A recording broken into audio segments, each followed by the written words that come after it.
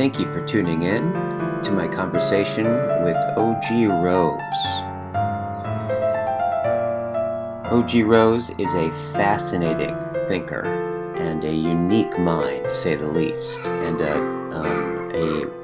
a beyond alive person who, in my view, really takes thought and philosophy to a depth and a unique, almost kind of concrete angle to things. It's he's got a like an incredible vocabulary and a fast mind, and he has a way and sets his life up, as far as I can tell, in a way that fully includes the depth of his thinking. And in this conversation, we talk mostly about dialogue. He's doing some interesting things on YouTube, where he's got a gathering he's calling it the Net, where a bunch of people show up each week and they have an ongoing conversation.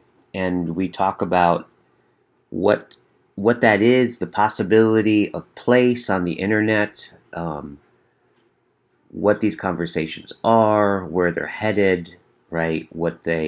Their connection to the religious impulse, everything that we go deeply into dialogue, all kinds of things on the recursive loops in dialogues, in the hermeneutic circle, and the transformational power of dialogues, and much, much more. So thank you for tuning in to this, my second conversation with O.G. Rose, and enjoy the dialogue. Some housekeeping. If you're interested in working with me one-on-one, please email me, and we'll set up a consultation meeting where we can discuss what's entailed with that and see if it's a fit for both of us. If you are interested in circling, we have many offerings at the Circling Institute for you to be involved. We have a Thursday night open event every Thursday from 6 till 9 p.m. Pacific Standard Time. We have a weekend coming up this weekend, and every month we have circling intensives, as well as the Art of Circling practitioner training. This current one has filled up and is sold out, but we are taking registrations for the next one. Okay, enjoy. Weekend. Mr. Rose, welcome back to my computer screen. It's missed you. Well, guysengstock, it is good to see. Welcome back to my computer screen. You know, my computer is always more beautiful when you are in it, with the angels from Dante. So it's very well done, Mr. Sengstock. So it's good to see you, sir. I hope you have been well. Yes, I've been very, very well. Very well. In spite of what I may think, in spite of my opinions, that I still have questions, but I think wellness is like, I got the angels following me. There you go. What else do you need, my friend? What else do you need? So you've got, it's great because it goes with circling, because they're circling you. So it's all, form matches matter. Perfect, guy. You've all got it aligned. Absolutely. It's funny. You and I kind of, in some sense, we were talking about this before I pressed record, but in some sense, like you and I have found ourselves in a conversation, a new place or way of conversing, of dialoguing, right? Like roughly around philosophical conversations but have to do with the internet and kind of, in some sense, you've done something really recently. I think you're calling it the Net, right? Yes. Which is in some sense it's I've been watching it. I haven't been able to go. The times are a little funky for me, but but I've been watching some of those videos and then getting your email and the announcement of it coming out, and then kind of watching. The conversations are awesome, but some of the same people, and it seems like there's something like the sense of a place, right? Is kind of happening with this. And I I trust that some of it's, I know some of it had to do with how do I stay in touch with people and remember like all these different people I'm in contact with? How do I do that? And you kind of came up with this idea calling it the net, and then it's kind of become its own thing. What's the net, and what do you make of all of that? Well, thank you, one, for watching it, Guy, and saying what you said on the videos. And it's always a real delight to speaking with you. I think very highly of the Circling Institute, and your conversation with your recent one with Dr. Viveki and Christopher was wonderful on hope, and Adriana and different people. So thank you for everything you do. It's been wonderful to have a like you say, it came out of this one question of how does one stay in touch with all these amazing people that you meet? Because there's such a logistical challenge of scheduling all the different things and figuring that out. And then you can almost have a kind of sadness that sets on you because you're like, oh man, I haven't been in touch with that people. How do I make those things happen? And one of the things I always think about when I was growing up, I was quite fortunate. There was this diner in town. It was called the Big T. And every morning from like 8 a.m. to 11 a.m., these older gentlemen would come together, Mr. Frey, Mr. Dillard, Mr. Chapman, and they would just meet there. Everyone just knew they were going to be there. And they would always have these kind of conversations, they would deeper conversate, they would have these concepts, but there was this kind of constant. And how the consistency of those people almost created a kind of home, a kind of feeling of a thing. It was a thing. It wasn't just a diner. It had a kind of atmosphere to it. It had a placeness to it, precisely because of the consistency, which I kind of associate with a sort of ritual. And I know Mr. Vivek and different people will associate with a kind of ritual. And, when we ran Unoya, Michelle and I, we were part of an organization called Unoya in Charlottesville, which was a art gallery, venue, and performance place. And every Thursday we'd have an open mic. Bernard Hankins, the great spoken word, Latasha, Evan, all these people would come. And no one would coordinate anyone. No one knew who was going to be there, but they knew every Thursday was open mic day. And so it created this sort of, you'd wake up on Thursday and go, oh, it's open mic day. And it would create this thing feeling, this kind of homeness that would sort of occur because you'd run into the same people. And it did create a feeling of belonging and something very special. Because I think one of the things is we always have to keep in mind that it's not merely the doing of events that creates a feeling of belonging, but the feeling of something deep going on that comes from a consistency. And I think that's kind of the power of ritual as well. Like you continue to take the same sort of going to church or the same hymn, and it gets a kind of depth to it.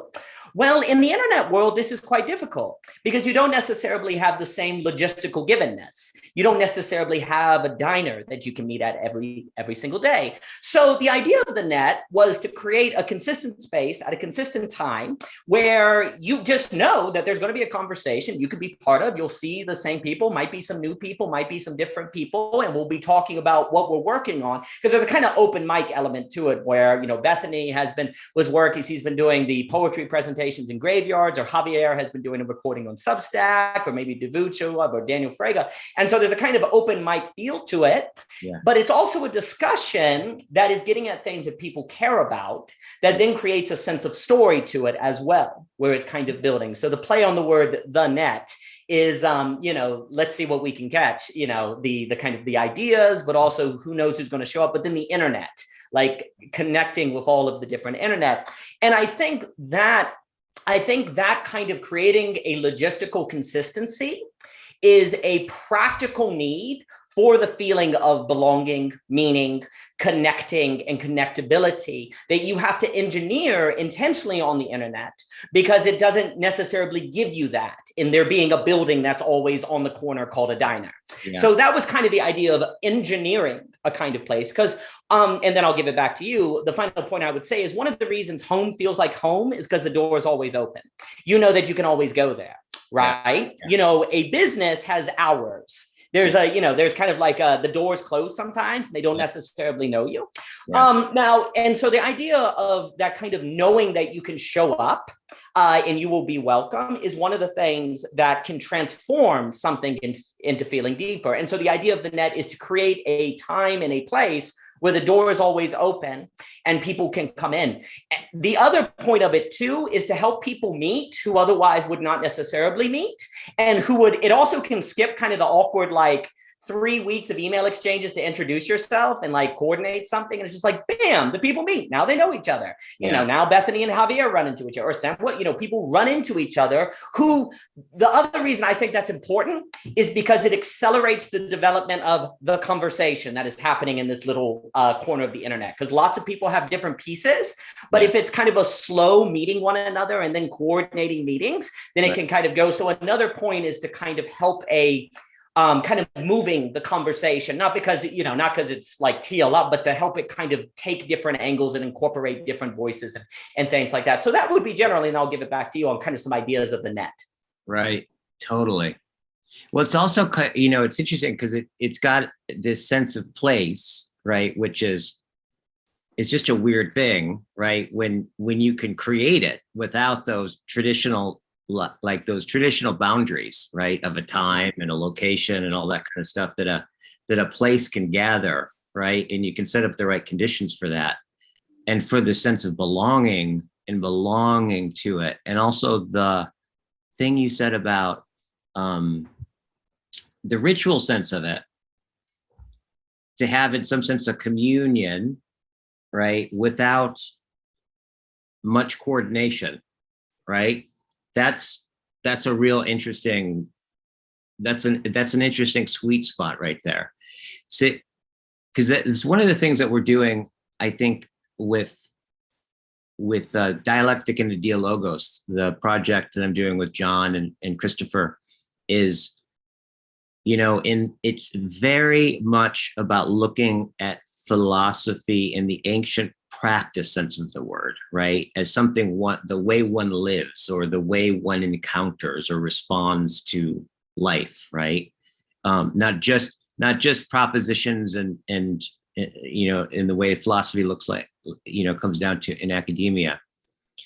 And the next, you could say, place that this is going is going to be I'm kind of conceptualizing it as something like a virtual town square, right? Where it'll be something like people pay us like a small membership fee or something like that, but where there'll just be a place that's like at the center of town, if so to speak, where there'll be ecologies of practices and, you know, in John's language that are set up, that we do in Dialogos and circling and all that kind of stuff that will be happening, you know, all hours of the day at all different time zones, and as a kind of site for people to go basically and practice together, right? And so it's a very similar kind of idea in that way. So I'm really excited to kind of just seeing what you're doing and noticing the parallels of directions with that.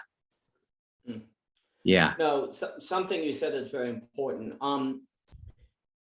If there is too much of a logistical burden to make something happen, the people can be too exhausted to really embed themselves in the event when they get there. Yeah. And so if the logistics are taken care of by regularity, then it can be easier to just dive in and plug in.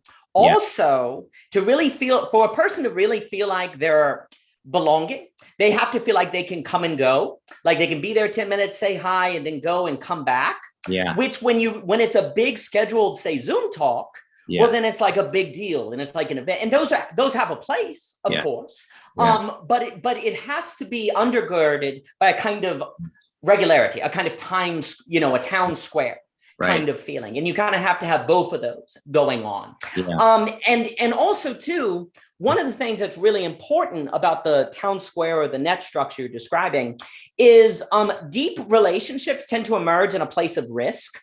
And when you encounter someone you're not expecting, or you don't know what's going to be said, it's kind of like a risk. It's kind of like, oh, what's going on? I've never met you. Who is there? And meaning and risk tend to go together.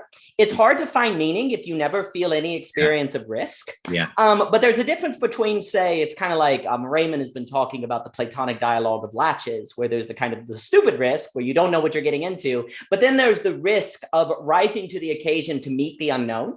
And you see, when all your Zoom contacts are, say, scheduled, you kind of know what the person's going to bring to the table. You kind of know what the conversation is going to be. There is, of course, the dialogos element of the emergence of something unknown.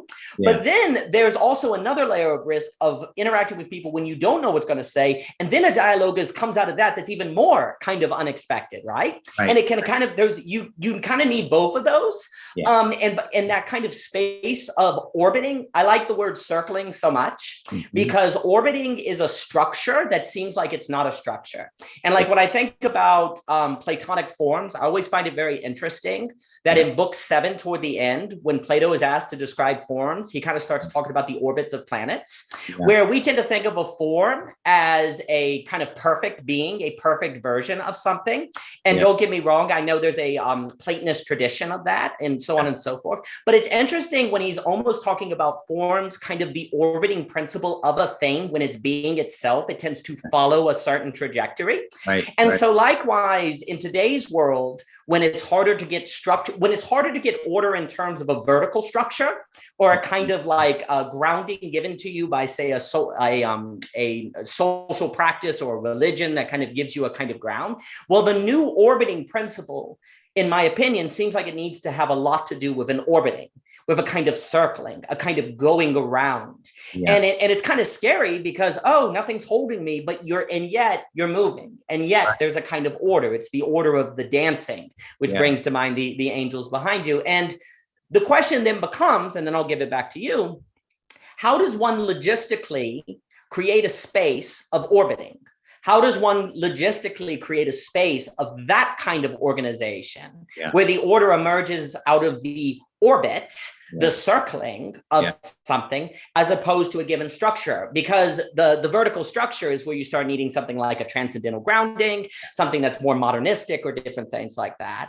Well, if today a lot of the conversation in this, this corner of the internet is describing a new way of ordering, some people describe it as meta-modern. Some people will go into different. Well, then the question becomes, what is the logistical design that aligns with a metaphysics of orbiting or an ontology or an ontoepistemology of orbiting? And for me, that gets into something like a regularity, that gets into a diner design. And it sounds like what you're describing with the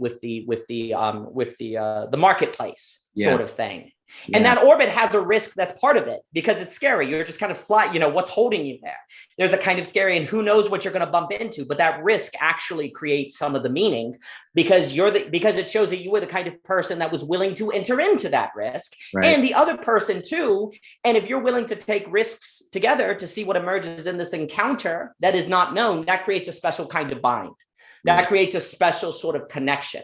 So all of those things, I think, are helped to be facilitated by the particular logistical design that we're describing. Totally. Yeah, totally. It's like, I can't help but think about, well, one is, I mean, where I first heard this term, I think was with Jung, like in the description of the way that he wrote, where and I think it's a Christian term as well, like this notion of circumambulation, right? And it's, my understanding of circumambulation is it's something like there are certain things that you can't just directly like come at and know like an object, but there are certain things that can only be known by a kind of circling around and around and around it for like 1,000 years, right? And orbiting, as you say, and that as you circle, right, this something starts to emerge in the center of it. But it also has this quality of the transformation of the person who's circling it is the process of circling around it is integral and in some sense fitted to what is that merges at its center. And it seems like something, the aliveness that I think we're all experiencing, right? It seems it's strange to talk about, but even the urge to talk about it, right, is part of it. And I think it has to do with dialogue. I think it has to do with what's at the center of this is the conversation, right? The dialogue, and in some way we're dialoguing about dialoguing, right? Yes. And there's something kind of happening in these conversations that at one level, I mean, I mean, in some sense, I can't think of anything more native than conversation to human beings, right, and to the world, and ancient. Yet there's something about dialogue and the kinds of risks that happen in dialogue that, and what the internet is actually affording, including the ability to record conversations, right? Yes. And watch. This is a whole other kind of, I think, thing in itself. Plus the now access to a ton of people where you can actually start to pick and choose the kinds of conversations you want to be involved in, right? Whereas before, Right. it's kind of like you're born in the town that you were born in, and then there's just kind of like with the people, the constraints on the people that you could talk to and the kinds of conversations you could have.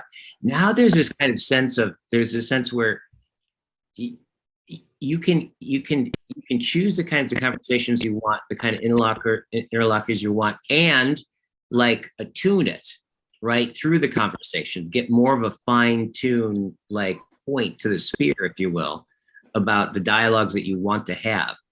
But that whole movement, right, is kind of pointing to something about dialogue itself, about communion itself, about philosophy itself, right, that seems very ancient. That's in the strange way, it's one of the places where I think the internet is it's one of the places where the internet is affording something that isn't just more technology, right? Yes. But something that's inherently untechnological, called the meandering of a conversation, of an open dialogue. Yes. So that's my sense of it. Yeah. No, that's very, very good. A few things. One, something that is also happening with the kind of development of dialogue is a realization that philosophy is just an extension of conversation, of everydayness to kind of its logical end. One of the things that is kind of, and I was on something you said earlier that I think is relevant here.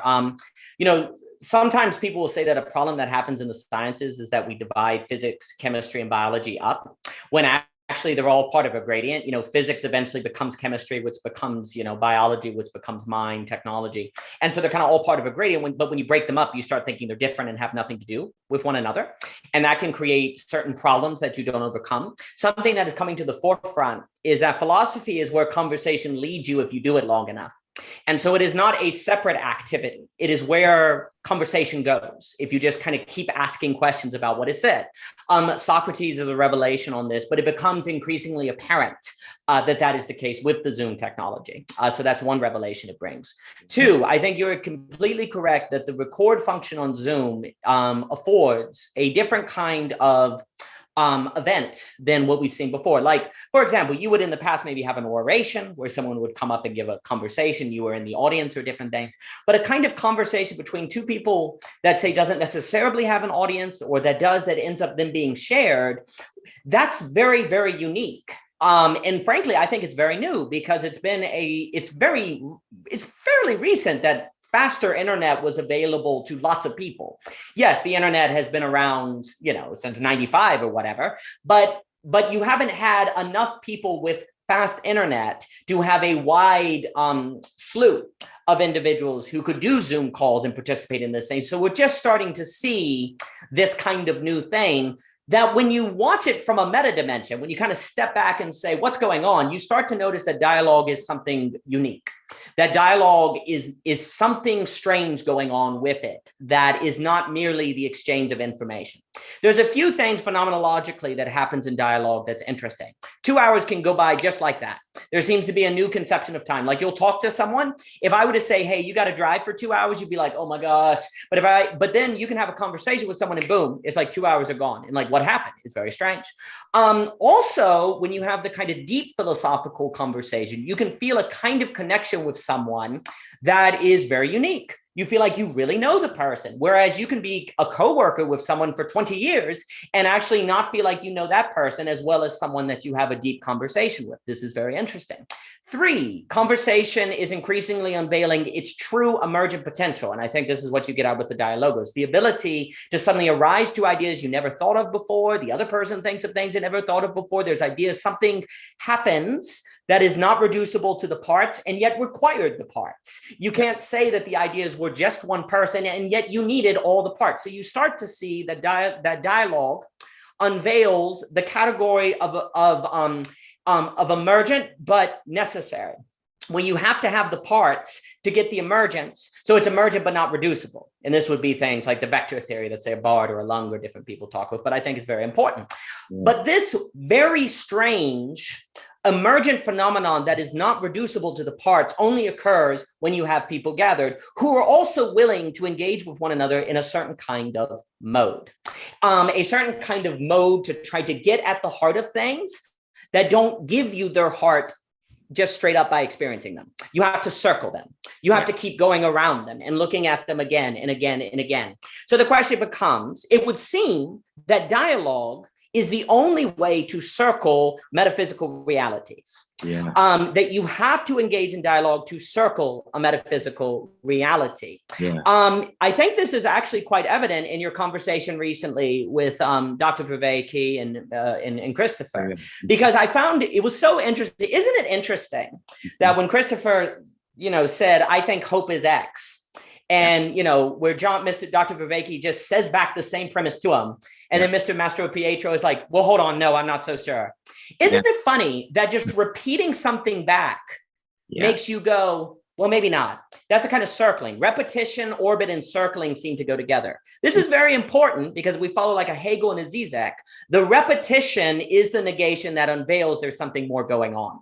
So if I say to you, this is High Root's example, I love it, where he says, there are rock climbers and then there are rock climbers. I repeat the same idea, but the second time, it's entirely different than the first. And yet I repeat it.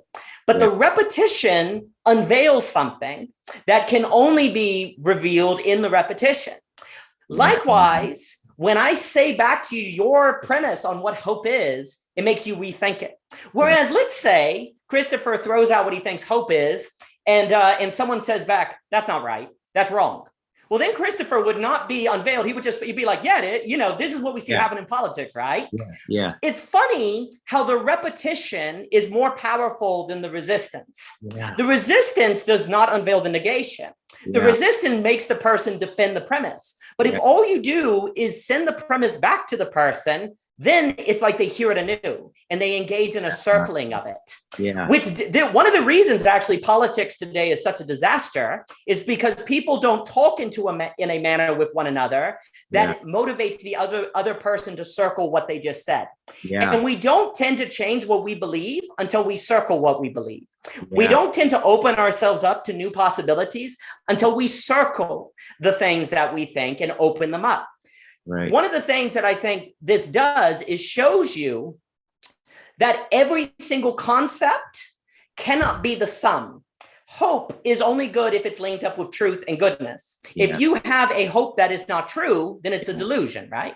If you have a hope that's not good, then it's leading you into despair, right? So you have to have all three.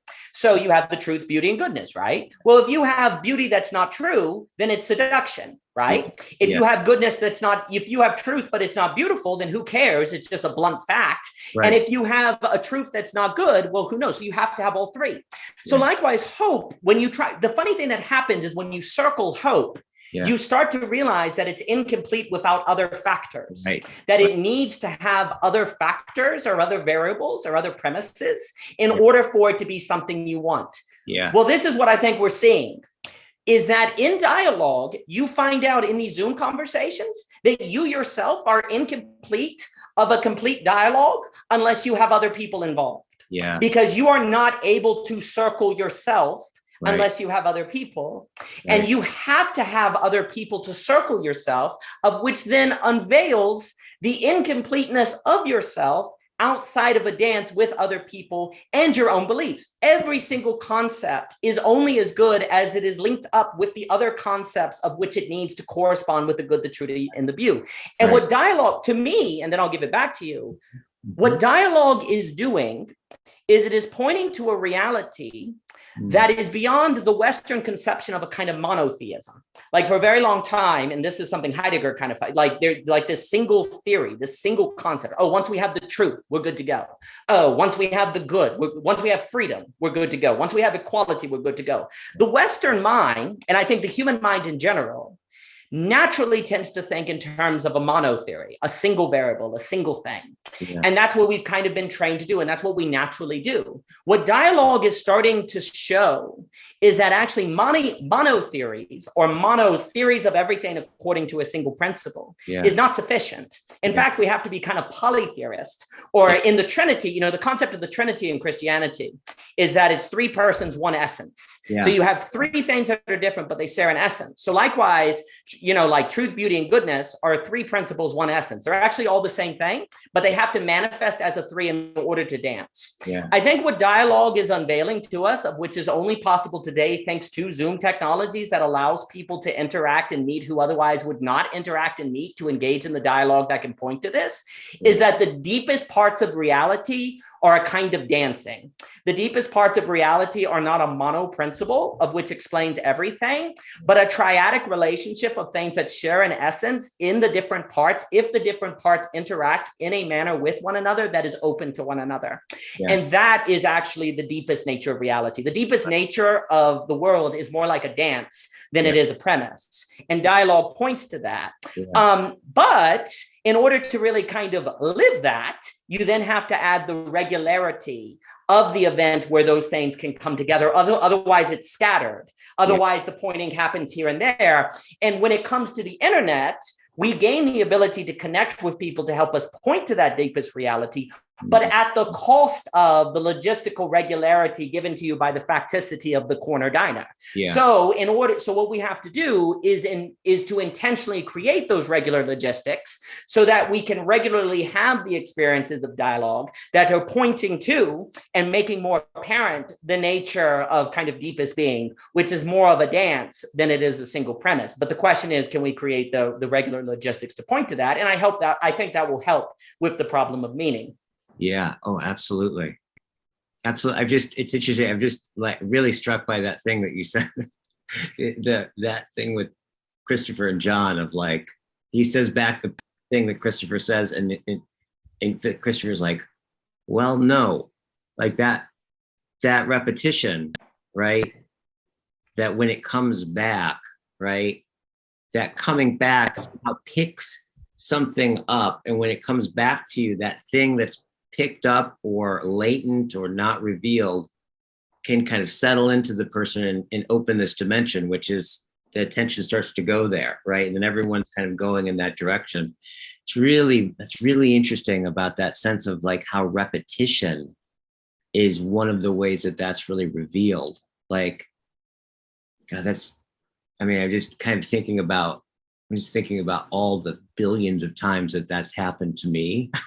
And I've seen that happen of like, just, so much of circling. In fact, the second stage of circling, we call it the Explorer, which is basically just about just that. It's just first layer is just, like in our training course, when we teach people how to facilitate, we spend a lot of time on just having people practice paraphrasing, right? Just over and over and over, and getting into the habit, right, of just saying back like the essence of what you heard, right? Just saying back, right? And minding that dimension. And it's so funny, you just do that and everything opens up, right? Yes. Like everything opens up more than you could ever have thought about. But it's funny how I've never really quite put that together in terms of repetition. When you say it back, that it starts to open up. Oh, it's very funny. It's like how you can't tickle yourself. Yeah. Like if you try to tickle yourself, you can't do it. Right. And also you don't feel, I associate this phenomenon of repetition with kind of nakedness, because when you're alone in a way, it's hard to feel shame towards your nakedness when you're alone in a room. There has to be other people, and then you feel your nakedness. So you need another to feel your nakedness. And it's kind of like when you have a premise that you say said back to you, it's naked to you, and you kind of see it as naked. Yeah. Whereas if someone just fights you on it and says, no, that's wrong, you don't see it. Now you see a kind of defense. You're blinded from it. So when someone says something back to you, then you actually, it's like you don't hear what you said until somebody says it back to you. Which, funny enough, that would mean the other is necessary for us to hear ourselves, but that will only occur if the other is willing to have a kind of sacrificial posture where instead of saying what they want to say, they say back to you what you said. Yeah. And that's a kind of act of love. We can start to see how love plays a role in here, because when love is a kind of, I will give you back, you give me and I'll give it back. I'm not going to take you from you. There's a kind of sublation that occurs. Yeah. You know yourself when you love another person. Yeah. So repetition has a kind of love to it. There's a kind of love in repetition. Yeah. And it's funny how that love goes within revelation, where someone gives back what you said and you finally hear it. And then you go, well, wait a minute, hold on. That's not what I meant by hope. Let me think about that for a minute. Let me go through. And then what's important about that is you engage in your own complexification of your own ideas, which is actually extremely important for you to be open to the other. Because when you're super certain on your ideas of, say, hope or freedom or liberty or whether, then, you fall into totalitarianism or, fundamentalism or different things. So really hearing yourself and then you engaging in your own self-skepticism is really critical for opening to other people. And that occurs in the repetition.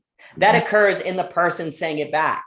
And so then the funny thing is, if we know that, then we can engage in practices of repetition to help people hear themselves. Yeah. And then when somebody hears themselves, they circle what they just said and see it a new way. And think about it a new way. You engage in a kind of self-circling. Yeah. Like repetition tends to create self-circling.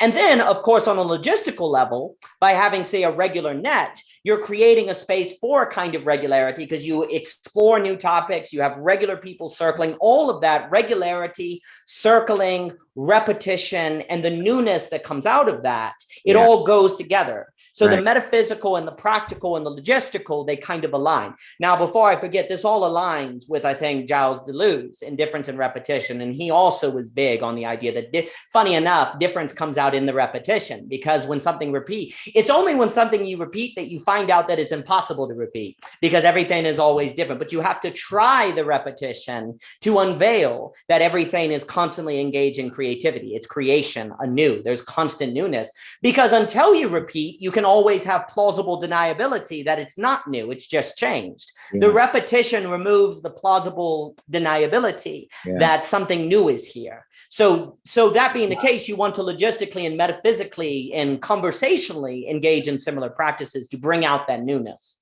Is it possible, you think, it's interesting because that what we're talking about on some level, the thing that in some way,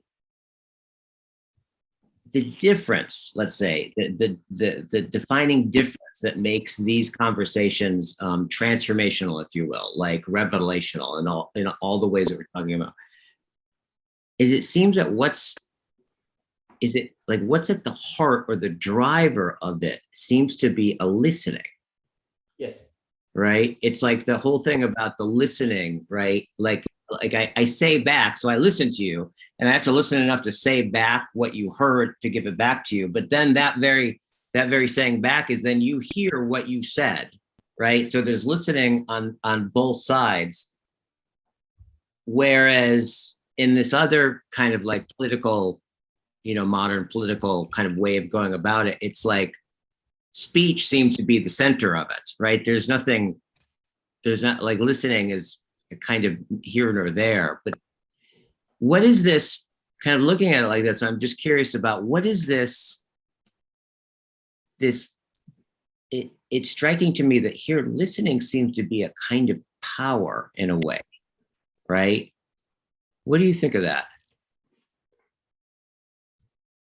Well, listening kind of seems like the center of the donut that kind of like draws the circling into this, right? And continually opens itself beyond itself in some sense, right? Yes. Um, the topic that we point to, I like to describe as the quote unquote phenomenology of voice, which Mr. Tim Adlin at Voicecraft and I like to discuss, like a deep phenomenological analysis of what occurs when one speaks and one hears. I think that that is an incredibly fruitful philosophical enterprise to really pay attention to what it is that one says and one speaks, because there's many things that go on. Like right now, if I say to you, do you want to go to the movies? You have no choice but to exist in a world where that idea is in your head. And let's say you don't want to go to the movies, but now you know if you say no, I'll be upset or whatever. This happens in high school all the time, right?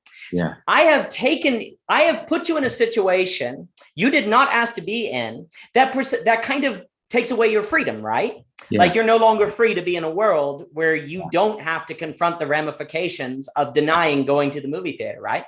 Well, it's funny enough, because for me, that kind of proves free will, because you must have lost free will to now feel like you don't have it. So with language, I can kind of show you that you have freedom by taking it away. Yeah. So language unveils a kind of freedom, but that would mean that the power of, like, there's a double power going on there. Yeah. It's the revelation that you had freedom that I just took in that act, but you can also reverse that and in different ways speak in a manner that helps you realize you have freedom and lets you keep it. So we're constantly with language putting people under different forms of power. If I right now were to say to you, oh, that's stupid, guy, that doesn't make any sense. Yeah. I suddenly can position you to owe me an apology. Yeah. I can suddenly position you, I can create a power hierarchy just like that. Yeah. And every second that goes by in a conversation, any of these dynamics can emerge. It's always a great unknown. You know, is the great in conversation being some sort of tapping into a metaphysical dimension. At any moment, it could be a Beatrice from Dante, or it could be a Lovecraft ancient one that destroys us all. It takes years to create a relationship that's deep. It takes 2 minutes, maybe 30 seconds to destroy it forever. If I say the wrong words. Yeah. We forget that. But words are that powerful. If I say something, the right words, almost like unlocking a key, I can break you forever. If I know your deepest, darkest secret, if I know you, or if you trust me, I could just break you just like that. Yeah. We actually tend to forget how much power is in language. We do say things like sticks and stones will break my word, words will never hurt me, which is foolish, because of course words can hurt you. But it depends on what you mean. There's a double side to everything. But you see, one of the reasons why it precisely seems that language has this ability to point to some sort of deeper metaphysical reality that we're always circling, but we can't put into words because it is what makes words possible. You can't put into words the thing that makes words possible, because if you could, then that basis would no longer be there and it would go away. It has to be the undergirding energy per se that you can only point to. But anyway, words are constantly in the business of power. And that kind of power seems to suggest why dialogue has this ability to make time speed up, to make things emerge, to make kind of unique freedoms come out, to create things unexpected, because you're dealing with this kind of power is now a word you can't use without it meaning Foucault, or the will to power in a kind of negative sense, but power, energy, creative force, maybe Nietzschean dancing, whatever one wants, spirits, if we want to do a Hegel, but language is so much integrating with it, and it has this kind of power that that it seems that that's part of the hinting at why dialogue has this sort of ability, this phenomenology that we are describing. Listening is where you are willing to let the power overcome you as opposed to fight it. Yeah. And of course, it requires a certain vulnerability. I am letting your power enter me and do something to me. Yeah. You could say something that inspires me to say things I thought I would have never said before. Yeah. I am inviting you to say things that make me, I'm not free. I'm not free when I listen to you, because I don't know what you're going to say. I am literally freely choosing to have you take my freedom away. Because with every word you say, you put me in a world that I did not ask to go into. Yeah. Every word you say puts me in a world I did not ask to go into. And if you think about it, when you're only other people can do that, because when it's just you and you're going through your day, you're choosing what you experience, right? So you go into the world you go into, but other people, they are the ones who can truly put you into a world you did not want to go into. Because you can say, well, hold on, Dan, what if you like go up a mountain and fall off and break your leg? Okay, you didn't expect it, but that's still the world you chose to go into because you chose to go on to that mountain and you knew that there were risks on it. So when you choose cause and effect, it's still an expression of your will. But when you encounter other people, yes, you choose to enter into that, but you have no idea what will happen next. You have no idea what they're going to say. There's far more mystery, unknown that is at play, that you, when you listen, you are allowing that power, that energy of the other person to enter you. And who knows what it will do? So who knows what will occur? Courage. Something. It's like I'm struck by also this sense of, you're right. You could just like look at this in the sense of phenomenologically. I mean, listen, people usually think about like listening is just basically being kind of empty and then letting the words kind of fill your head or something like that. But it's actually more like if you're listening to me and you have a thought and you go with that thought, that the moment that you go with that thought is the moment you stop listening, right? So whatever it is that thinks is deeply coupled with the thing that listens, right? So in some sense, there is this way where listening is, I don't know how do you exactly put it, but in some sense, it allows your words or you to think the thoughts that I'm now thinking for me, right? In some sense. And then some thoughts, right? Some thoughts, what it takes to think those thoughts, right, require like presuppositions that you may not even have, but you can actually get in the process of listening. Right. So in some sense, like there's a way where listening can be deeply transformative. I would imagine this is what's going on when people read the same book over and over and over again, or they read Lao Tzu over and over and over again. Like it's a kind of listening that they want to conform. Or if you think about the word hearken, where hearing comes from, hearkening means, my understanding is like it's an ancient Greek term that points to something like a certain kind of divine obedience, right? A deep kind of, and if you think about what it is, to really obey is probably one of the highest acts of freedom, right? That one can take, right? I don't mean the kind of like, just being forced to, what most people think about obedience is like being forced under rules to obey something, but like, for me to totally obey what you're saying or the instruction that you gave or whatever that is like, it's a spiritual capacity on my part to fully be able to do it, to be able to conform with it in a total sense and a mimicking. So it's really just interesting to start to think about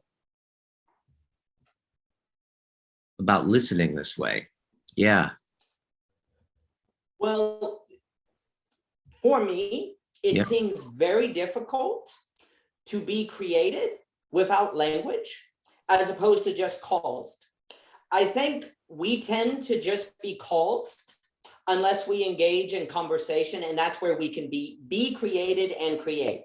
Yeah. And you see, there's always this interesting tension between what is caused and what is created. And of course, they're like rivers that combine here and then split elsewhere. So they kind of go together. But what's very interesting is another reason why dialogue seems to point to some sort of other metaphysical truth is because it seems to be an act of creation, not causation. Yes, it is through the medium of sound waves that are caused by certain vibrations in the throat and caused by certain neurons. But we could not reduce a sentence to the vibrations of your vocal cords. Yeah. The causation makes possible the creation, but the creation is not reducible to the cause and effect. And other people are the encounters of which make possible creativity in your life as opposed to causation. Now, I do think when you say paint or you engage in a book or write something, that's an act of creativity. But here's the thing. In that act, since you are alone, the rivers of causation and creativity overlay and combine that you cannot say for sure that they are distinct. You can only kind of trust that it's not mere causation, but they kind of blur together. Yeah. But when you encounter another person who says things you don't expect and you can't reduce what is said to, then it's clear that causality and creation are different phenomenon that occurs in the world. And here's kind of the point. I think if you examine what occurs in conversation, it points to certain realities of life that are unveiled nowhere else. Yeah. But if they can happen in dialogue, then that means they're always active anywhere you go. Yeah. So for example, if in one time in your entire life, you see a green bunny, the world is now a place where green bunnies exist. Yeah. You only need to see it once and for 1 second, but that 1 second is enough to make the world a place where there are green bunnies. Yeah. Now, this example might be based on a dream of my daughter who wants a green bunny. I'll let you guess if that's where it's from. So likewise, if you glimpse something occurring in dialogue that you only see in dialogue, the world is still a place where that is always at play, even if it is not so clear. Yeah. And so then if you carry that memory. Yeah. What was that, Guy? It's a horizontal, like it becomes like a horizon opens up, right? Yes. Yeah. That's correct. Yeah. Yes. And you can carry that horizon with you. And this is like where Dr. Niebenhauser would talk about memory and the importance of all of that. Like if you remember the kind of metaphysical realities that open up, and I'm using metaphysics not, as not necessarily, I mentioned Niebenhauser, so there's also metaphysics as Heidegger meant, which is technological thinking and bad. I'm meaning more of just irreducible realities that are emergent. But, if you have that metaphysical reality in a conversation, you can then carry that horizon and interpret anew what you are doing when you write a book. And because then it will be an act where creativity is play, not just a blurring between causality and creativity. You would have reason to think that from the experience of conversation. So what we start to see is what Zoom, I think, is kind of doing is making it possible to have those horizons open up and to see that they're there, which then if we pay attention to what occurs in conversation, then we can have that horizon open up and then carry it with us into our everyday life and to know it's at play, even if we don't directly see it.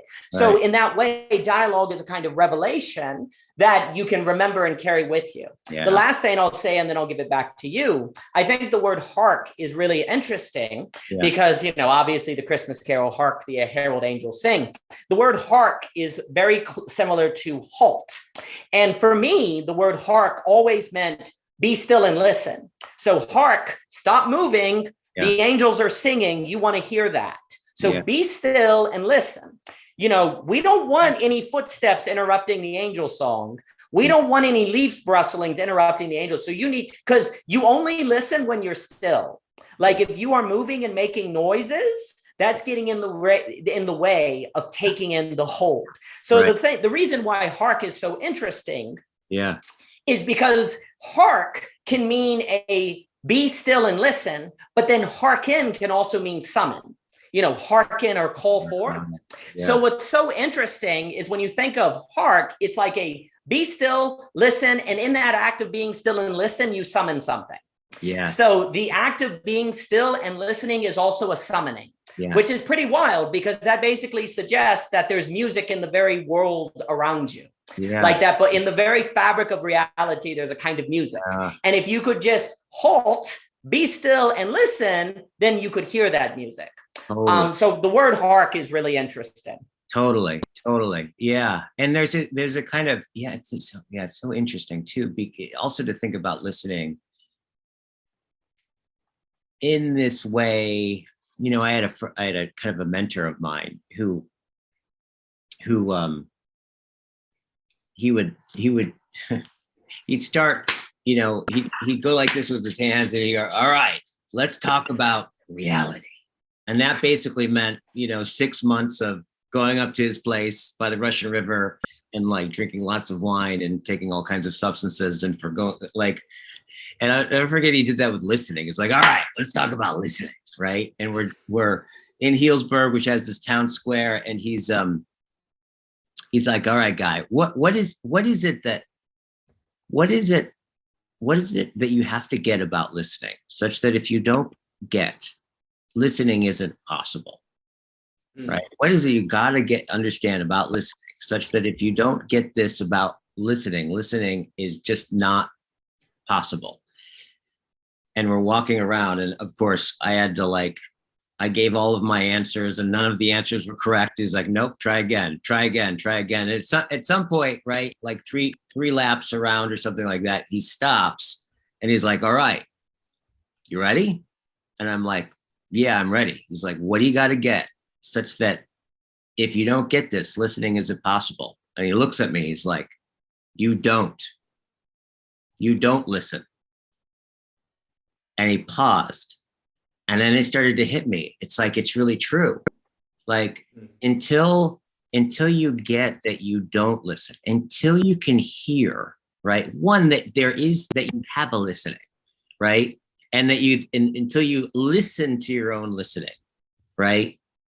Is the moment, and then you hear that you're not listening, is the moment listening has already begun, right? Mm. And I think it's like there's that sense of a meta sense of the word, right? Of like listening for you opening up for the first time. But there's also this element with listening, and so much so in these conversations where when I start to understand something, or I hear something that I hadn't heard before, or that there's this, it's double. It's not just receiving new information. It's in the receiving of that newness that also something else dies. It's like there's kind of like an unlearning or a shattering or a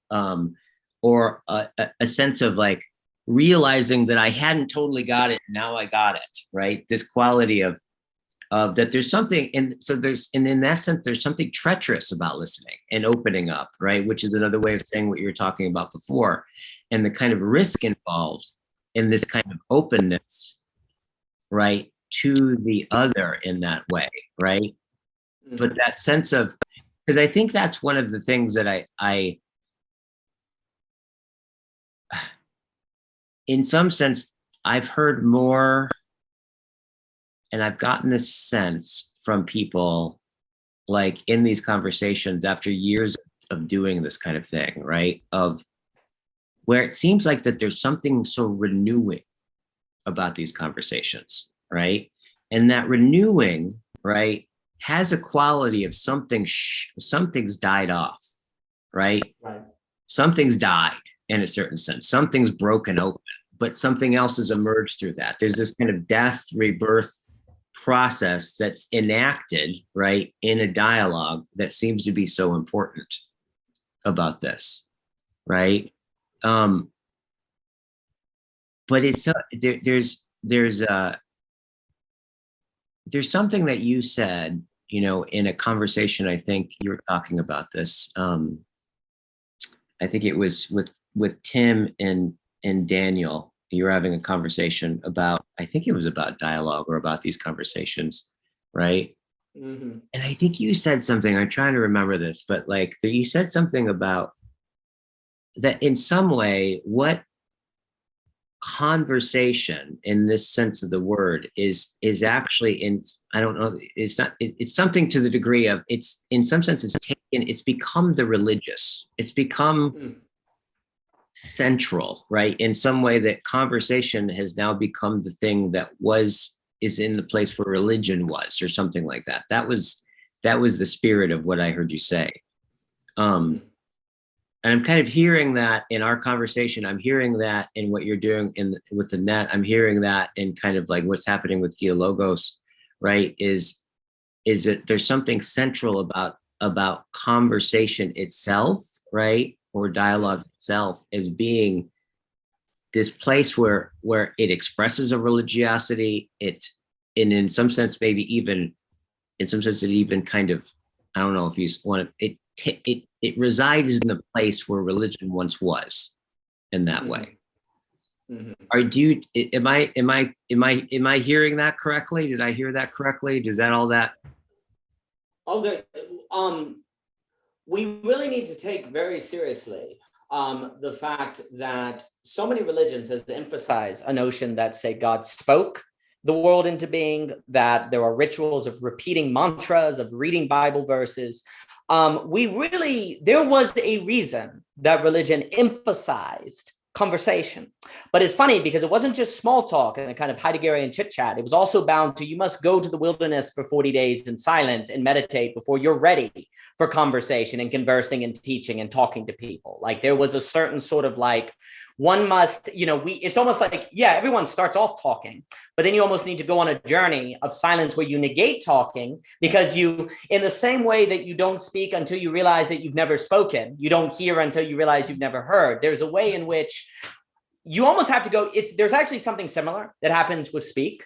Like most of our lives, naturally, we small talk and chit chat and don't say anything. We don't really say anything that's trying to tap into what is going on in this life. And then one day we go, wait a minute, we've never actually spoken.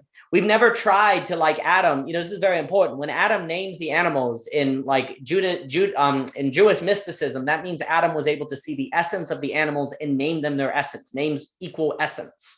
Like it's not an arbitrary signifier. It's like names equal what a thing is. Language, it's funny in a way, and Borgias has a story on this, I believe, the South American writer, on the idea that we tend to think that things are under words, but there was a tradition where words are under things. Yeah. Where words are more fundamental than objects. And if you really want to get at the heart of reality, to use a very general phrase if you would grant me, that one must engage in language, must engage in words.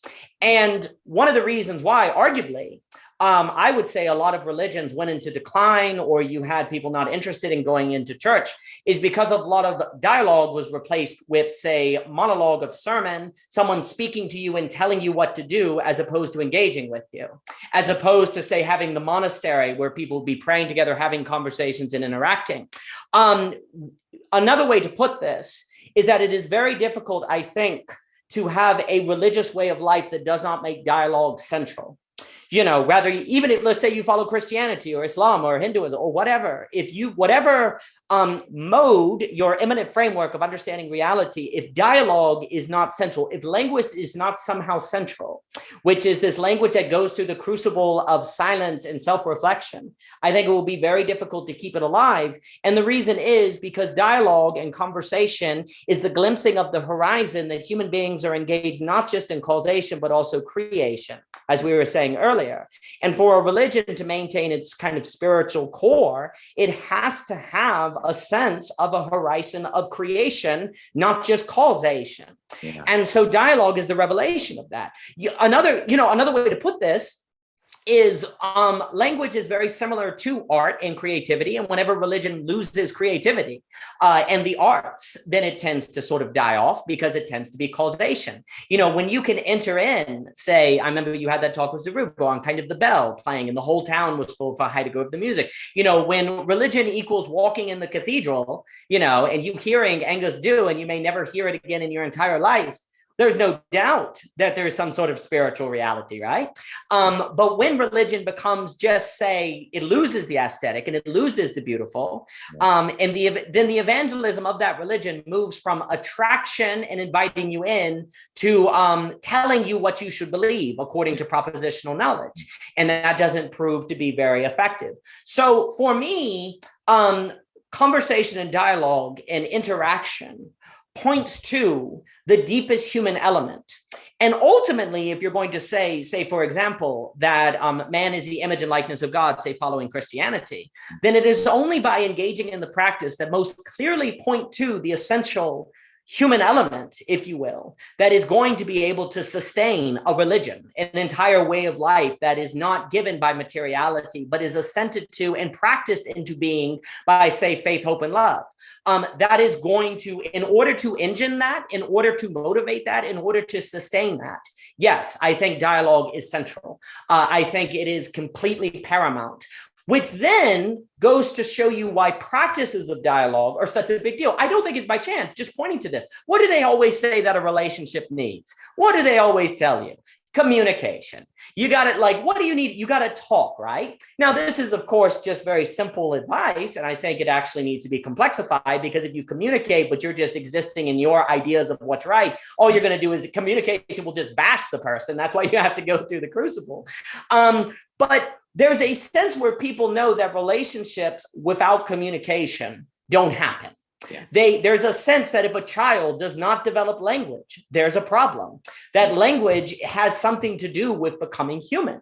Well, if religions are in the business somehow of being fully human, which I would posit to you that basically every religion is, they just have different ideas of what it means to be fully human.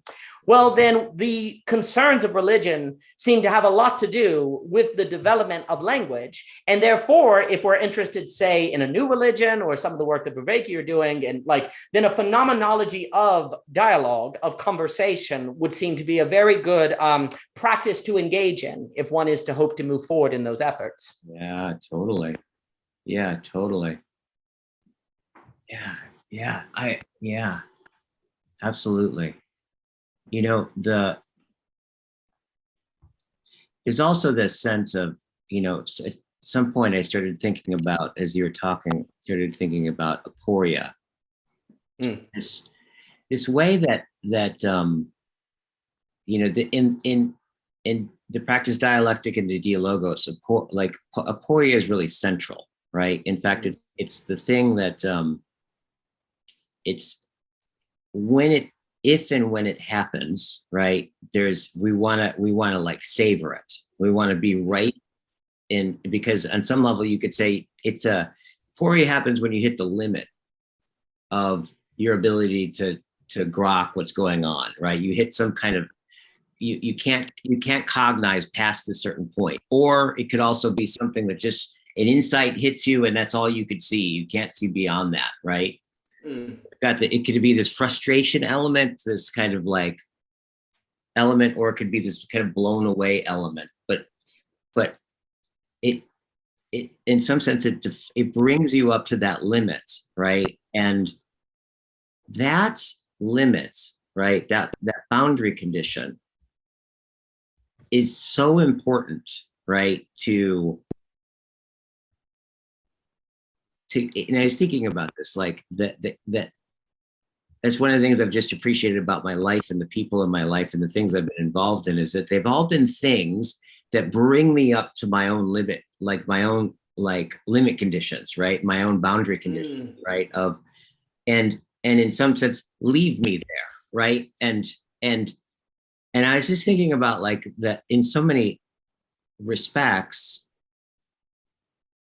how many people avoid that to such a degree. In fact, a lot of people, you could say, live such that they can never experience those limit conditions, right? That there's a certain preserving, right, or a fixation in which insecurity that they get from that. But that's one of the things about, I think, that make these dialogues in the way that we're talking about the dialogues that they are, is because they encourage, right, those horizons that are that in some sense are drawing the conversation forward, but don't totally reveal themselves to come present, that exhaust all of your ability and your machinery of knowing.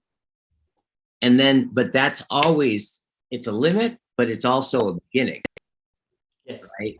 And so tolerating that aporia, right, in some sense, desiring aporia, kind of wanting and being attracted to those and tolerating that experience, in some sense is something like, it's something like those moments of intimacy in a relationship, right? Where it's at some point, for me to be me with you may put the relationship at risk. And I don't want that. So I won't say it, or I won't be that. But wait a minute, then I lose myself, right? But then if I go and be myself, then I may lose you.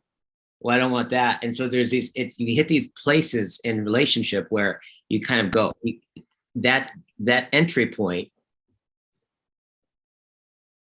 Family systems talks about that is, it's your ability to tolerate anxiety and say the thing, right?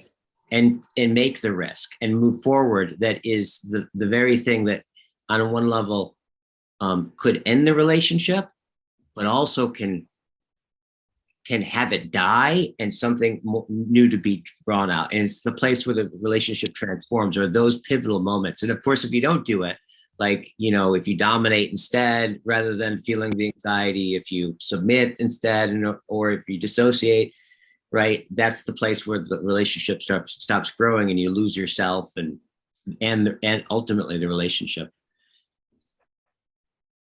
That I think that that anxiety is that it's like this, those crescendos in some sense. These conversations invite that kind of intimacy up with your deepest understandings about what the universe is, right? The limits upon which you can know or understand or make sense of things, right? Like it brings you right up to that, right? And encourages you to meet it and embrace it and open up to it in a big way. And I think conversations can do that, but it's in some sense, now we're talking about in some way the way that these dialogues, and of course you can see this in Platonic dialogues, are all about this, right? Aporia is all over. Like Socrates is constantly bringing you up to these points of the ineffable, right? That where you can no longer speak it, but then all of a sudden Socrates is the virtue. He's enacting the virtue, right? That he's saying that he doesn't know about, right? And he's going through all of that stuff. So in some sense, that's another really cool thing about some of these dialogues, and the spirit of them is that they're drawing us into those notions of aporia, and in that way encouraging and affording us to practice liking it, wanting it, right? Tolerating that kind of terrain. What you're getting at, I'm going to make a giant claim and then say some other things. Mm-hmm. Basically, the question of if the globalized socioeconomic order of heavy diversity can maintain itself without falling apart either into totalitarianism or existential anarchy will be determined by if the majority of people can handle doing what you just described. And basically, Belonging Again is a giant book from 2016 that kind of builds to the ability to live with limits. And another term we'll talk about is absolute knowing, because in Hegel, if we follow there's a way in which Hegel is about learning to live and appreciate limit. Absolute knowing is the absolute limit of knowing, where you come to actually see that as a good thing. And the limit becomes a kind of invitation and an opening. Now, there are some people that disagree with that. They'll say, well, no, absolute knowing kind of points to a theistic. For me, it's a Schrodinger's cat. It can go both ways and that. But anyway, I think there's an interpretation of understanding absolute knowing that is a kind of learning to love a limitation. And actually, again, the ability of people to engage in a life that sees something about that limiting as good is very consequential for the sustaining of the increasingly pluralistic, diverse world, because diversity forces you to directly encounter limitation, because it turns out that the world is not like you. That means like you-ness is limited. And how do you live with that? And then it would also mean your metaphysical principles might be limited. How do you live with that? And if you cannot live with that, then you tend to turn to fascism, big totalizing systems, either on the left or the right, or you tend to become violent, or you tend to go into tribalism. And if it is the case that dialogue somehow habituates people to the ability to love and appreciate and handle and see beauty in limits, then dialogue as a practice might be a way to get the average person on planet Earth to handle limits and diversity and different things without falling into the political catastrophe that we see happening all around the world, left and right. So that's a very big claim I just made. Hopefully Belonging Again can make the claim. A few more things. That's a book you wrote, right? Yes, sir. It's up to like part 35 online, but it's actually about 62 parts. So I have more to do. And then I got like a belonging, and then it turned into a big. So anyway, there's not enough hours in the day. Yeah. But anyway, the other thing that's very interesting, I had a conversation with Lou a long time ago, Mr. Lou Sterling, who's a Halcon Guild and different things. And there's a funny way in which words can kind of actually unveil things. So for example, the word we use for listening has the word list in it, which suggests that listening is the ability to list out what another person said. Yeah. This is a problem, though, because that isn't what listening is. Listening is not listing out what a person said. Listening is being fully invited into and becoming them to the point where you're not keeping a list. You're part of their very being, really. You're part of them. The problem is we kind of had a funny conversation. You know how people talk about like a collective consciousness kind of gaining, increasing like knowledge and different things? I actually think that language unveils there's almost a collective consciousness trying to conceal truth from itself, because we call listening with a list in it because we don't actually want to encounter other people. I actually think there's a negative version of the collective consciousness. I've got like a huge list of all these different words that actually conceal, have their opposite in it, so it screws us up. So here's a thought to what you were saying. What if instead of calling listening, where it's like a list, what if we call it instead limiting, where listening is actually limiting, because I am limiting myself to invite you in, and I am also encountering with you the limit of all of being, where the practice of hearing another person, if we used a word like limiting instead of listing, which listening makes it sound like we're engaged in propositional collection. If we engage, instead you turn that word into something like limiting, then when I invite you in, I am limiting myself to make space for you so that we together can approach this ontological deep limit that seems to be the part of being itself and enjoy that. But instead, by using a word like listening that has list in it, we think that we are listening when we make a list of what the person said. And I can make a list of what you said without being part of your life. I don't have to have any relationship whatsoever to collect the info of what came out of your mouth.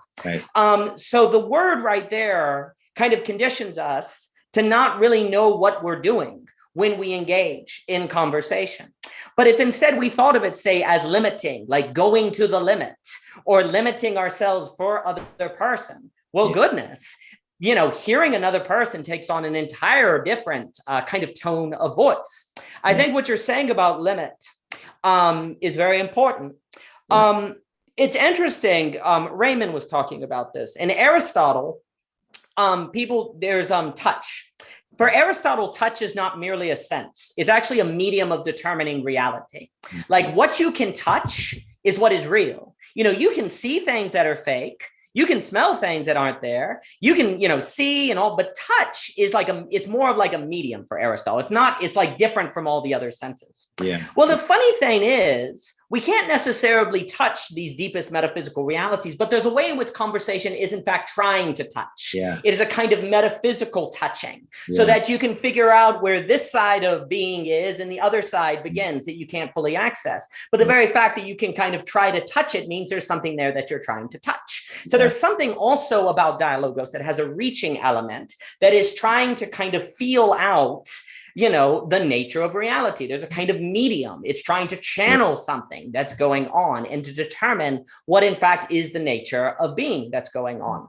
With this too, it's funny that you bring this up, and then I'll give it back to you. We've been discussing a lot at the net about all these different myths about, say, a Pandora's box that you cannot open, or a tree of knowledge that you cannot eat from, that there's something that you cannot do, that you mustn't do, because the not doing of it is what makes possible like paradise, or the best of all possible conditions. In the same way that it would seem to be the case that humans are at their best when they honor something that they know that they cannot access. And yet they live in the realm made possible by that inaccessibility. But the effort to access it then makes it where you lose paradise. It's really important, like if we take the Eden structure, Adam, so there's a few things in that story that are very important.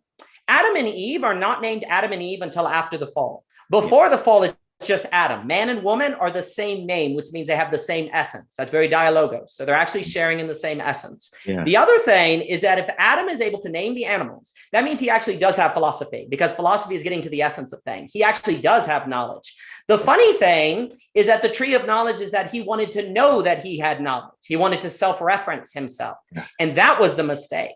He actually did have wisdom, and he did have knowledge, and he did have deep communion. He's also walking with God. This is very important. In the garden, they're able to see God and not be reduced to ash. Afterwards, if you see God, you're reduced to ash. That's why Moses has to be in the cleft of the rock.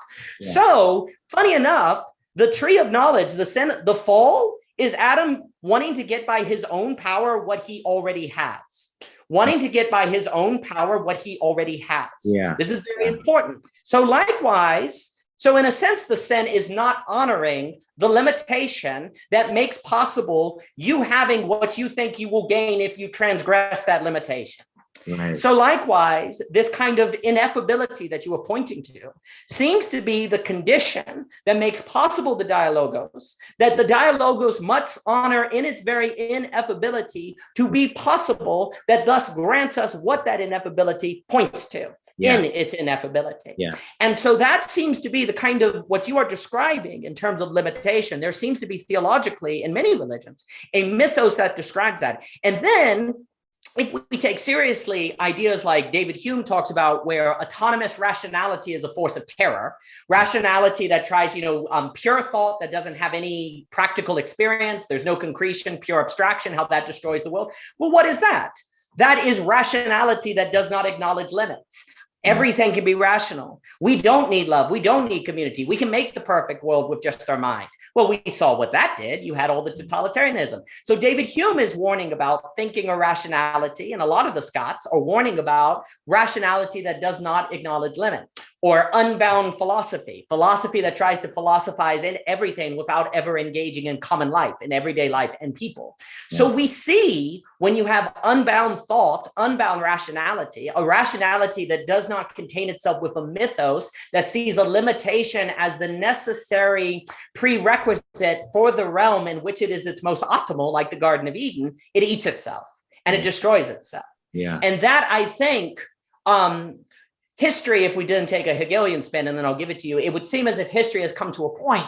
It sounds kind of teleological, but what you've had is a development of a realization that rationality and thinking cannot be autonomous. It needs to acknowledge some kind of limitation so that it's at its best. It's like we had to eat from the tree of knowledge, per se, to one day be able to go back into the garden and this time not eat from it, because now we know what happens when you do. But we also know that the tree has to be there and be limited to make possible the Eden. There is something about a thing that is limited from us that makes possible the place of that sort of Eden. So likewise, there's a development of a realization. A horizon, right? That limit becomes a horizon that gives the ground that, yes, right. Yeah. Oh, yeah. And so another way to put this, and then to bring it to what we're talking about, there is increasingly a realization that people are having that they can't actually think without other people, that they actually can't figure out their life without dialogue, that they actually cannot organize themselves religiously to something they want to bind themselves to, because religios, binding and, it's a binding. We actually, as human beings, are incapable of determining autonomously by ourselves what is worth binding ourselves to without other people. And it turns out that actually other people are the things worth binding ourselves to. And so in that sense, dialogue is religion, because dialogue is the revelation of the need of the other for there to be something worth binding yourself to. And so without the other, and the dialogue is just pointing to that horizon. Yeah. It is pointing to, in fact, deepest reality seems to be a multiplicity that shares an essence. So you as a human being have to engage in other people if you have any hope of pointing into that essence that the multiplicity is pointing to. So this is where religion and dialogue and dialogos all come together. And then I don't think it's by chance that, religions are always talking about different experiences of time, new creation, new possibility. You literally feel all of that when you have a true dialogos experience. You feel a phenomenological experience that is very similar to the religious or the mystical experience when it's happening, because I think they're on the same gradient. Yeah. They're all on a very similar gradient. Yeah, totally. Yeah, there is that place where, it's interesting. I'm really appreciating what you're saying with this sense that in some sense the dialogue, right, and also the kind the thing that you said about the Garden of Eden, right, about the sin was a kind of narcissistic reflection, right? Yes. In that way, and it's so funny how on another level, like conversations can be just all about a seeking and a spinning of confirming what I already know, getting what I already have, like inferring. There's all kinds of ways that we can try to shore ourselves up or confirm ourselves. But what we're talking about in some senses, dialogue is in some sense the reversal of that, right? I think, Yes. is where it's actually we're reaching into and wanting to become closer with what is beyond what I understand, right?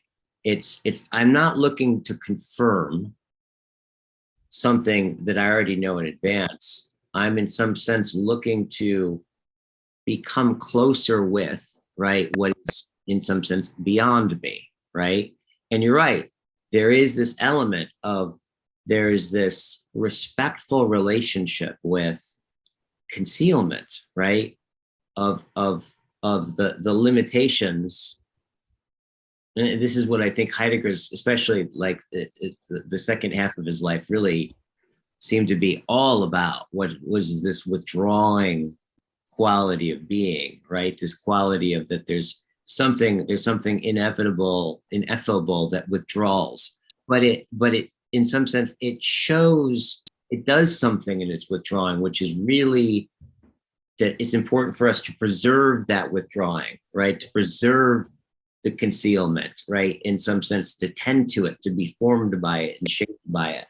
And that's that way where I think oftentimes, in if we look at the dialogue as being a kind of exercise in enacting that, right? Where it really does, like the unknown, the limit condition, right? It whispers to beyond it, yet the presence of the unknown becomes something that's like a presence, right? It becomes something like like a partner in the dialogue that becomes formed, it's held, and we preserve it, right? And are drawn towards it, right? But it's a non-possession of it, right? It's a non-possession of it. It's like almost the opposite of a kind of narcissism, I would say, Yes. right? In a very big way. Brilliant. Well, a few things. I right now can just stop talking to you. Or I can just bow my head. I can interaction withdrawal. Or I can go, Guy, it's great to see you, and kind of open up. For me, a lot of what Heidegger describes about being, we actually see in the phenomenology of exchange, like conversation. You see how people can withdraw into themselves when they're hurt. You can see how people can open up. There's a way in which, being kind of behaves like language. It behaves like conversation. I actually, I don't think it's by chance that Heidegger says things like, language is the house of being. He gets very interested in language. He talks about poetry because there's some sort of connection between how language behaves and how being behaves and how we confront being and how we think being, they really go together. And I'm not saying they're equivalent, but ways of understanding the behavior of being, you can kind of see when you talk to someone. You can tell when they withdraw. You can tell when something's wrong, even if they don't say anything. You can just see it. You just know it. You can feel it. It's really weird.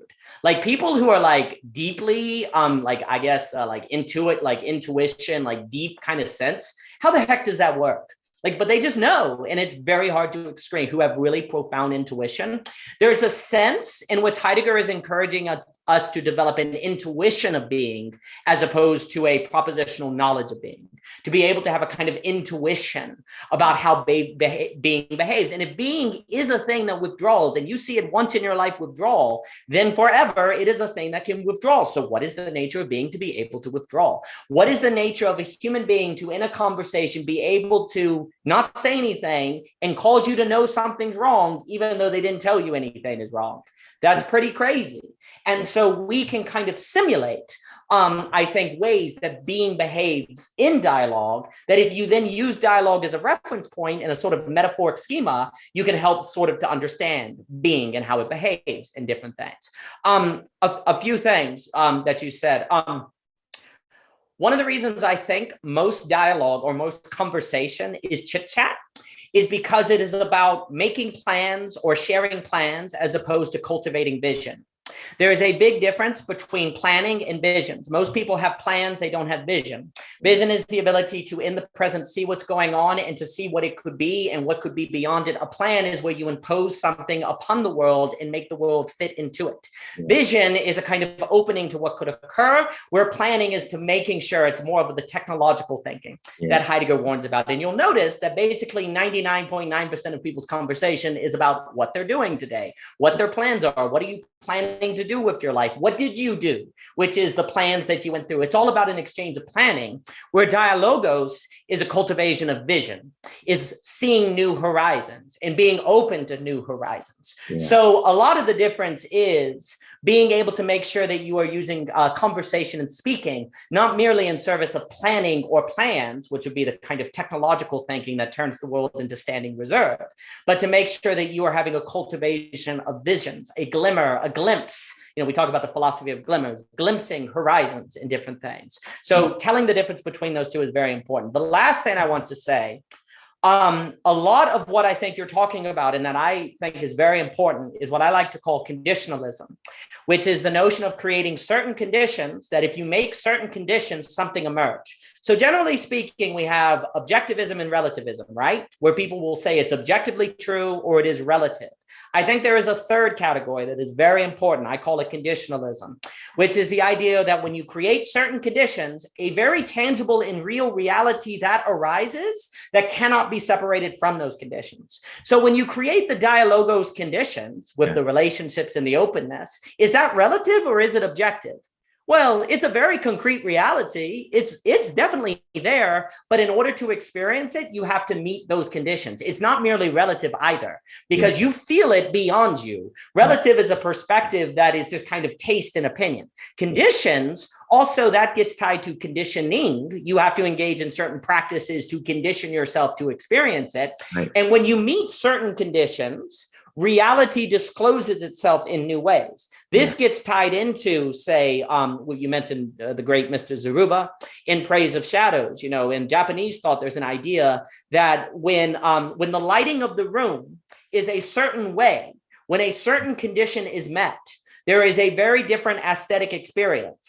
But you have to design the room to meet the conditions so you can have that aura arise. You have to have the cup age a certain amount of time and then once it makes that condition, it is entirely different. Likewise, there are certain veils that you have to create, that the existence of that veil then creates in a religious atmosphere that without that veil, you would have that same feeling of the sacred, for example. So like, what's the difference between a veil and a wall? Right. Well, there's a condition that has to be met to make that difference. Yeah. If you don't meet the condition, the veil becomes a wall, but a veil is a hiddenness that suggests something more, right? It points beyond itself, right? Well, that means a veil to be a veil has to meet a certain condition. Oh, and by the way, in order for us to benefit from the veil, we have to meet the condition of being the kind of people that will not tear the veil down. In order to appreciate, say, Eden going back to say that again, sir. In other words, reveal. It's funny how that go both ways. Yeah. Yeah. Well, conditionalism means that we have to maintain a condition, we have to create a certain environment, and then have conditioned ourselves to sustain that environment. Yeah. So it's a both ways. It's not just objective and it's not just relative or subjective. Objective, subjective. For me, conditionalism is between subjective and objective. And a lot of the dialogos practices, a lot of the idea of this veiling, unveiling, all of that is about a certain condition that if you create, gives rise to a certain atmosphere that is emergent and feels spiritual and feels powerful, but then it's gone outside those conditions. Yeah. It's only in those conditions that it arises, and yet it's very real when it's there, but only if you yourself have met the conditions to enter into that. So basically what's happening is, as you know, what's that, guy? Is noticing the humility built into that. Yes, absolutely. Because you have to humble yourself to understand that you have to show up there at that time, that you can't just power it out of the conditions. There's absolutely a humility in that. Yeah. And basically what's happening is when you have a culture that no longer follows the same religious practices, that means, and the same kind of metaphysical principles, that means the conditions of meaning are not given by the socioeconomic order itself. It used to be that the conditions of meaning were given by the very socioeconomic situation.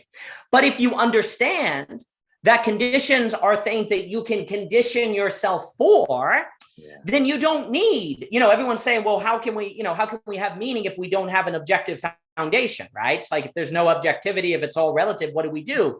Okay, well, by thinking in terms of conditionalism, by thinking in terms of creating conditions and conditioning ourselves to create the meaning condition, the emergent, and the religion. And I would also add that religions have always, whether it be Christianity, Hindu, it doesn't matter. All of them have always gotten their main power from conditional truths that are mystical, that have a conditionality to them, that if you posture yourself in a certain way to God and you pray yourself and you humble yourself. So religions, when they were not dogmatic, were actually conditionalisms, not objectivisms. Yeah. A lot of people say religions were able to create meaning because they were objective truth. No. They understood the practice of conditional truth that opens up to a transcendent reality that cannot be removed from those conditions, but regularly created a place where people could orbit around those conditions and tap into those conditions if they condition themselves to be open to it.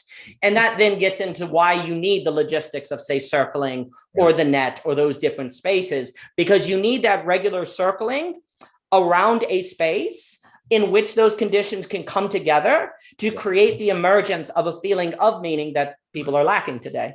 Totally. Yes. It's gardening. The deepest sense of the word. Yeah, it's gardening. Yes. Yeah. And that kind of that quality of just, there is that humility of just feeling like it, not feeling like it, right? Like showing up, planting the seeds, just doing that over and over and over again, right? And if it blossoms, it blossoms. But there's a quality of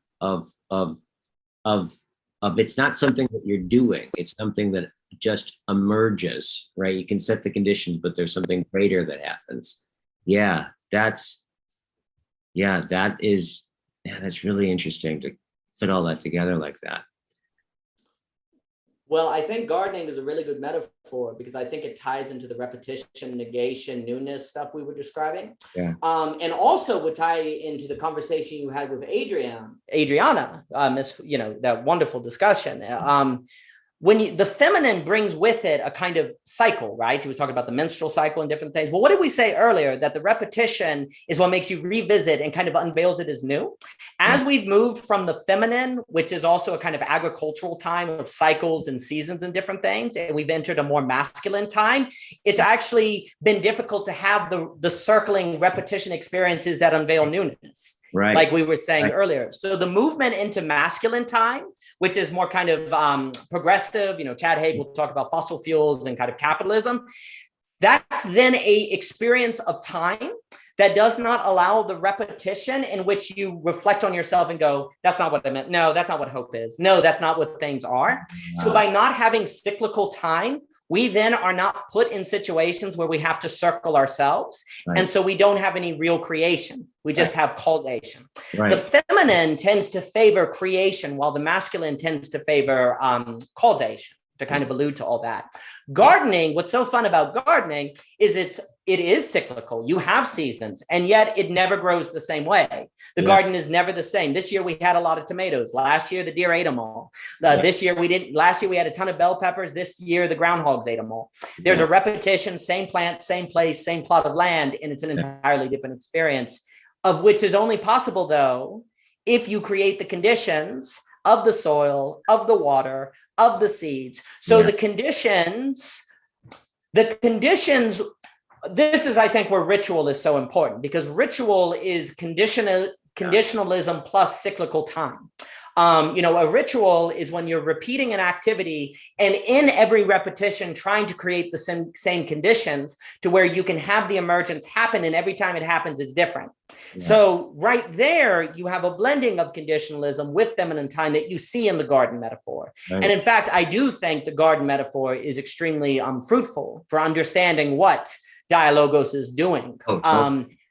Which aligns with a cyclical time that then is the cycling that unveils the wait a minute, no, that's not what I meant by hope. No, it all goes together. Right, totally. And and then the emergence, the blossoming of it confirms the repetition but renews it, right? Deepens it, yes. Right? The faith that one comes to do it, and there's this constant sense of it. You're right. Yeah, like so much of so much of this difference between what you said, kind of planning versus cultivation, right? This or visioning, right? Yeah. This whole thing. That's what's neat about these dialogues, and what's emerging with these things are these. This is why I think it's just really important to bring, just to have the communities, but just to continually articulate and refine the conditions, right? Essentially what you're saying, and refine them and write them down and do them again, and constantly do that, because there is, human life used to be so much more, all that stuff you were born into, like a cosmology and a church and like seasons and all that kind of stuff, that you're like it or not, you were doing that all the time.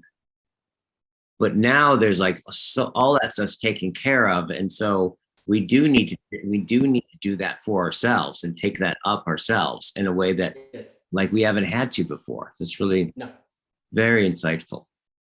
All right, my friend, I have to get going here in a moment. I assure you, I can keep you for another 3 hours. Yes. I appreciate this very much, Guy. This has been divine. Totally. Any last, that last thought, I'd love to hear it. Well, the thought I was just going to say, yes, we do have to indeed intentionally create conditions, create repetitions, create rituals, whereas before we didn't. But you see, the risk of having the world provide those for you is that you fall into what Hannah Arendt called the banality of evil. You fall into thoughtlessness, bigotry, and different things. And I think it's important to always realize, if what we're talking about is kind of the meaning crisis, generally the meaning crisis, the things that are causing the meaning crisis, I think it's always important to realize that we actually do know, in a way, how to solve the meaning crisis. Closed-mindedness, racism, nationalism, a bunch of things that in the past they did define meaning and belonging that actually created evil. So it's, I think, important to realize that the meaning crisis we suffer today is in some respects a result of ourselves holding ourselves to a higher standard, where we're trying to find meaning in a manner that does not resort to those. We're more like a Thomas Merton, who we know how to get out of prison. You know, Thomas Merton denied the king the divorce and different things, so he got executed. Thomas Merton knew how to leave the prison. He could have left whenever he wanted, but he was holding himself to a higher standard. Likewise, today, we are holding ourselves to a higher standard. And so the meaning crisis is not so much, I think it's important metaphorically to not just think of it as a dead end that we fell into and, oh crap, how did we get there? What are we going to do? It's more like self-imposed, so that because we are making ourselves find a new way of getting meaning that is holding us to a higher standard. And the Dialogos conversations are a necessary ingredient to realizing and finding out the practices of that higher standard. So it is a crisis that is an opportunity that is a result of not wanting to find meaning in manners that hurt others. And I think that's important, because then you see hope in it. Then the meaning crisis is sublated into actually an effort for something better, for something more that invites the other, because it is only with the other that we can find ourselves pointing to the deepest core of reality. So I think that's important to keep in mind. Well said. Well said. Yeah, it's always a pleasure. For a long time. Yeah. All right, my friend. Really good talking with you. Always a pleasure, sir. Thank you so much. All right. Bye-bye. Bye, Guy. Thank you, sir. It was a pleasure.